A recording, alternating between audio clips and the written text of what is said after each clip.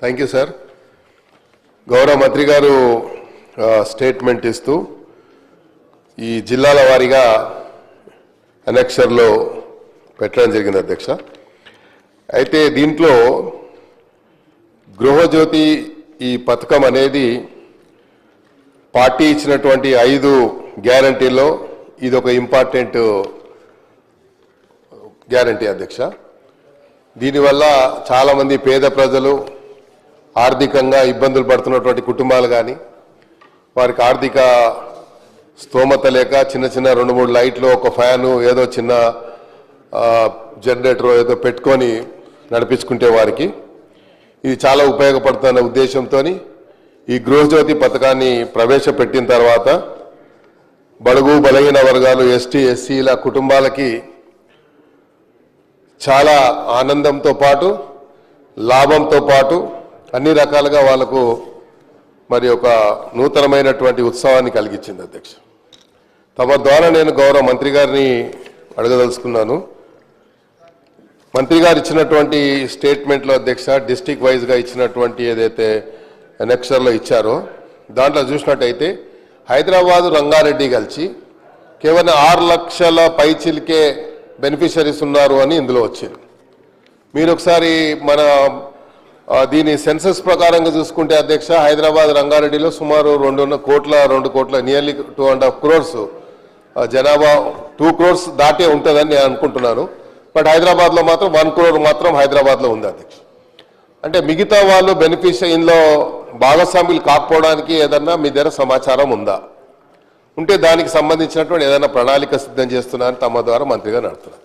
అదేవిధంగా అధ్యక్ష ఒక కుటుంబంలో చాలా మందికి రేషన్ కార్డులు మనం కొత్త రేషన్ కార్డులు ఇవ్వకపోవడం వల్ల ఆ రేషన్ కార్డులు పొందని వారు ఇందులో భాగస్వాములు కాలేకపోతున్నారు.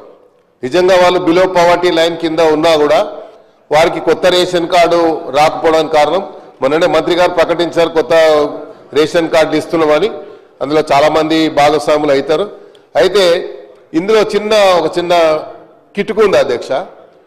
ఎవరైనా బెనిఫిషరీ 200 యూనిట్లకు దాటి ఒక 5, 10, 15 యూనిట్లు దాటిపోతే టోటల్ 215 యూనిట్లకు డబ్బు కట్టాల్సి వస్తుంది. So I may request through you honourable minister sir, నేనేమంటున్నా అంటే 200 యూనిట్ దాటి 205, 10 యూనిట్ దాటంగానే 210 యూనిట్లకు డబ్బు కట్టాల్సి వస్తుంది.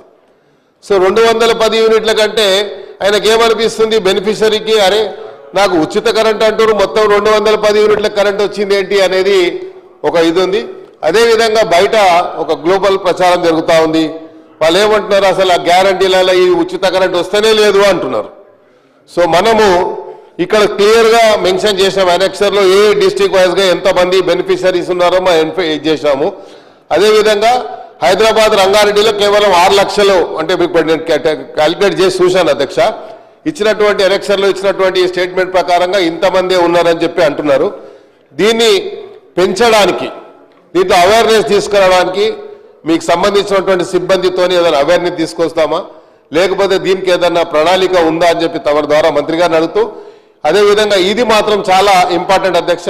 వైట్ రేషన్ కార్డ్స్ లేని వారికి వాళ్ళు బిలో పవర్టీ లైన్లో ఉన్నవారికి ఒకవేళ వైట్ రేషన్ కార్డు ఉన్నా ఇది మాత్రం మంత్రి గారు చాలా దృష్టి కేంద్రీకరించాలి అధ్యక్ష. దీని మీద వైట్ రేషన్ కార్డు ఉన్నా కొంతమంది కార్లు తీసుకొని అప్పుడు ఎస్సీ ఎస్టీ స్కీమ్ కింద కార్లు తీసుకొని ఇంటి ముందు కారు ఉంటే నువ్వు ఈ బిలో పవర్టీ లైన్ కింద కవర్ కావడం లేదు కాబట్టి ఈ స్కీమ్లో భాగస్వాములు కాలేకపోతున్నారు అధ్యక్ష. కాబట్టి ఈ స్కీమ్లో ఇంటి దగ్గర కారు ఉంటే వాడు కారు ట్యాక్సీ నడిపించుకొని వాడి జీవన ఆధారం దట్ ఈజ్ లైవ్లీహుడ్ అధ్యక్ష.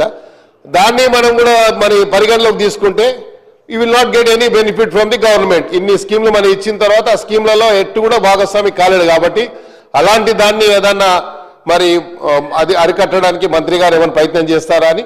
అదేవిధంగా నేను చెప్పింది ఈ 2 ఇష్యూస్లో మంత్రి గారు నేను ఆశిస్తున్న అధ్యక్ష తప్పకుండా హైదరాబాద్ రంగారెడ్డి జిల్లాలో ఇంకా ఈ బెనిఫిషరీ ఎక్కువ భాగస్వాములు చేయడానికి, ఎందుకంటే one of the best scheme అధ్యక్ష. ఎందుకంటే ఇదే మెయిన్ ఇంపార్టెంట్ కాబట్టి లైట్ లేని వారికి ఆ రోజుల్లోనే రాజీవ్ గాంధీ గారు ఆలోచించారు గ్రామాలకి లైట్ ఉండాలి. ప్రతి గ్రామంలో వీధి అంటే టేల్ ఎండ్ వరకు కూడా వారి గుడిసెల్లో కూడా లైట్ ఉండాలనేది రాజీవ్ గాంధీ గారు ఆలోచించినటువంటి సందర్భం అధ్యక్ష.